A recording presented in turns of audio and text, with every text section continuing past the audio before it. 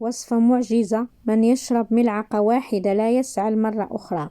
مضاد حيوي طبيعي طارد للبلغم بنسبة 100%، والإنفلونزا والتهاب البلعوم. القنينة كبيرة غادي نديروهم غير في قنينة صغيرة بحال هذه.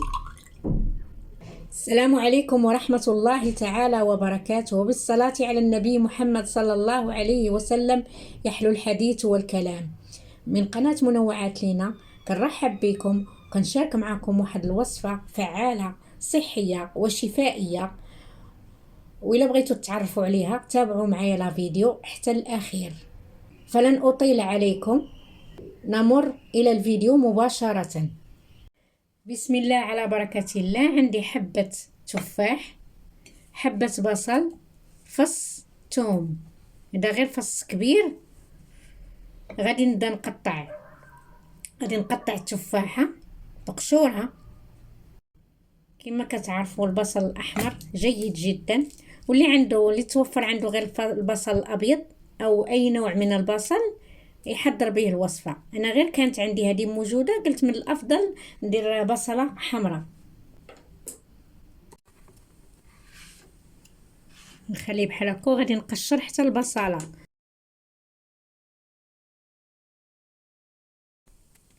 غادي نقشر فص الثوم،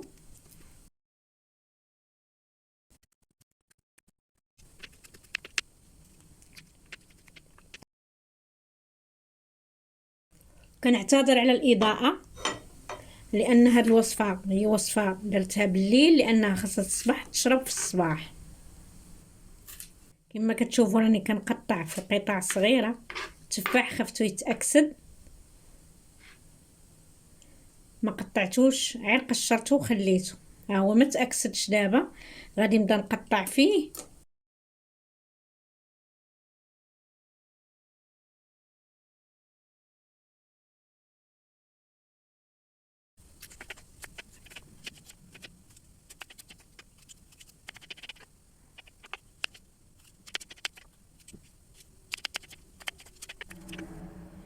انا خديت قنينه او قرعه، وغادي نحط فيها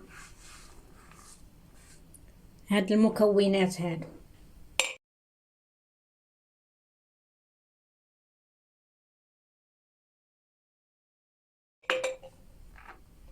قنينه تكون نظيفه ويابسه. انا خديت حبه ليمون او حامضه، ليمونه غادي نعصرها.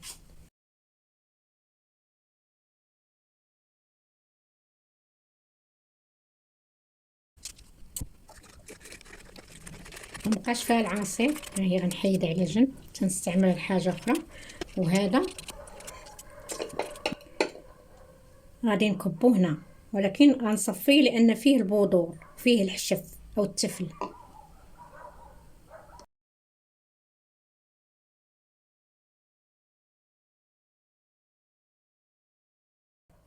دابا غادي نصفي هاد العصير ديال عصير الليمون الحامض هنايا فوق هاد المكونات. عاود حطيت المكونات في قنينه اكبر من هذيك الاولى اللي خديت.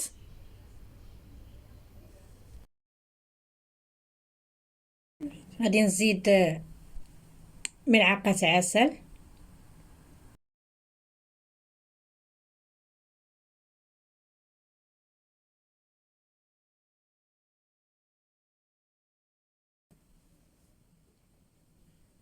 غادي نخليه حتى ينزل العسل اللي فيها بحال هكا. نبدا نحرك اللي كنخلط الخليط كله.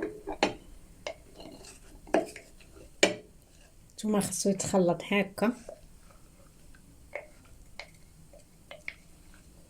باش العسل يتفاعل مع عصير الحامض او الليمون الحامض وباقي المكونات.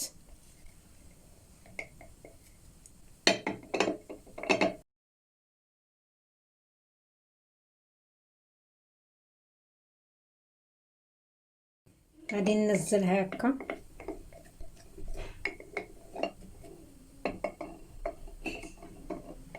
غادي نغلقها ونخليها على الاقل 4 ساعات، ولكن أنا غادي نخليها ليلة كاملة بعيدا عن أشعة الشمس، غادي تبقى تبات في الظلام حتى الصباح.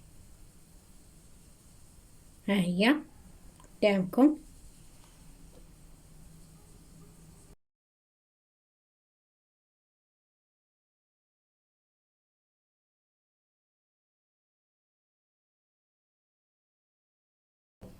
غادي نجيب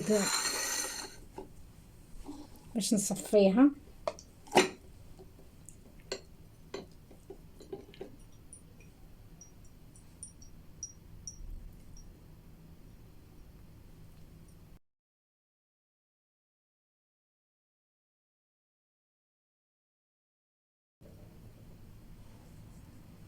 غادي نخليه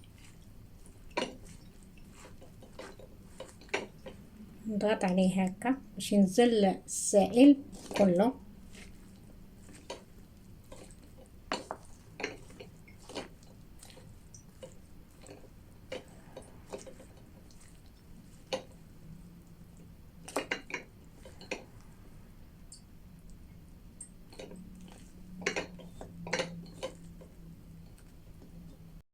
ومرة أخرى حضرت الوصفة واستعملت التفاحة الخضراء بقشورها. من بعد ما تسقطر بالكامل،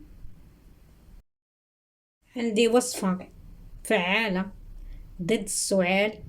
ومن يشرب ملعقة واحدة لا يسعل مرة أخرى، لأن الوصفة بمثابة مضاد حيوي طبيعي طارد للبلغم 100% والإنفلونزا والتهاب البلعوم.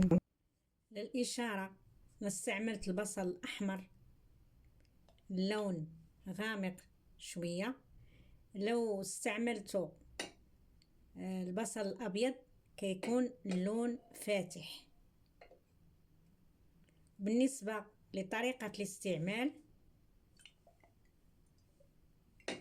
ملعقة تكون خشبية، لازم تكون.